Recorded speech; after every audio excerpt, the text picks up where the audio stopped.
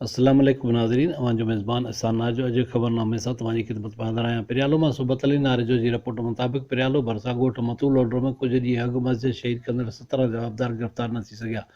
शहीद थियल मस्जिद जे पेश इमाम गुलाम नबी लोडरो महर, हाकिम अली लोडरो महर, वसीम लोडरो महर जी अॻवानी में केतिरनि ई ॻोठाणनि जो एहतिजाजी मुज़ाहिरो। हुननि मुतालबो कंदे चयो त मस्जिद हसनैन करीमैन खे शहीद कंदड़ जवाबदारनि खे गिरफ़्तार करे इबरतनाक सज़ा ॾिनी वञे।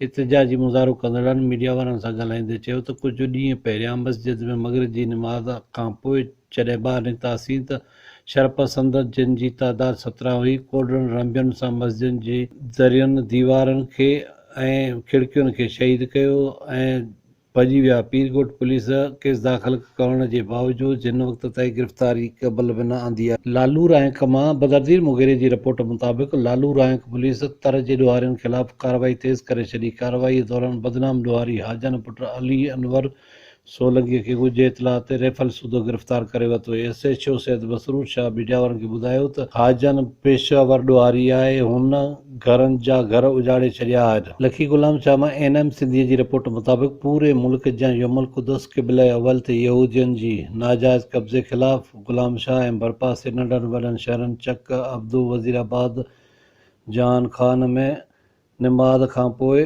SOPs ते अमल कंदे शिया तंज़ीमनि मजलिस वहदतुल मुस्लिमीन, इमाम स्टूडेंट्स ऑर्गेनाइज़ेशन, असगिया ऑर्गेनाइज़ेशन, तहरीक निफ़ाज़ फ़िक़ह जाफ़रिया पारां एहतिजाज कयो वियो, जॾहिं त मरकज़ी तक़रीब मदरसा जवादिया लखी गुलाम शाह नतीजे में मोमिनीन हथनि में बैनर प्ले कार्ड खणी मुज़ाहिरो कयो। सखरनि मां राजकुमार ओड जी रिपोर्ट मुताबिक़ तहरीक इंसाफ़ जी मरकज़ी अॻवान हाजी गुलाम नबी रिंद डेवलपमेंट ऑर्गेनाइज़ेशन जे बानीकार गुल मोहम्मद रिंद चयो त मौजूदा लॉकडाउन वारे सूरतहाल में जिते ज़िंदगी जा सभु पासा मफ़लूज आहिनि, उते सभ खां वधीक मुतासिर उहे ॿार, औरतूं, मर्द थिया आहिनि जेकी अॻे ई मोहताजी वारी ज़िंदगी गुज़ारे रहिया आहिनि।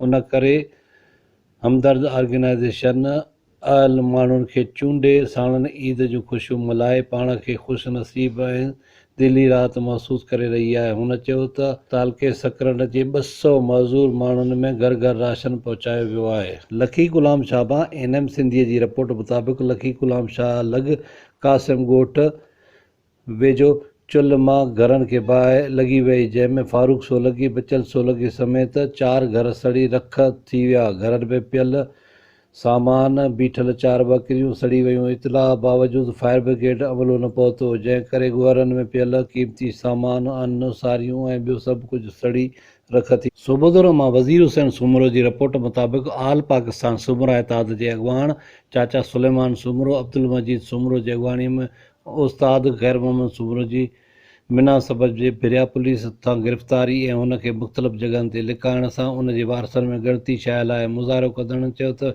बिरिया पुलिस बिना सबब खेसि गिरफ़्तार कयो आहे। उस्ताद ख़ैर मोहम्मद सूमरो हिकु ज़िम्मेवार शहरी आहे, जंहिं जा हज़ारे शागिर्द आला उहिदनि ते ख़िदमतूं सरअंजाम ॾेई रहिया आहिनि। हुननि chief justice Sindh high court खां मुतालबो कयो आहे त पाण मुरादू नोटिस वठी उस्ताद ख़ैर मोहम्मद खे आज़ादु करायो वञे ऐं माण्हुनि में फैलियल बेचैनीअ खे ख़तमु कयो वञे।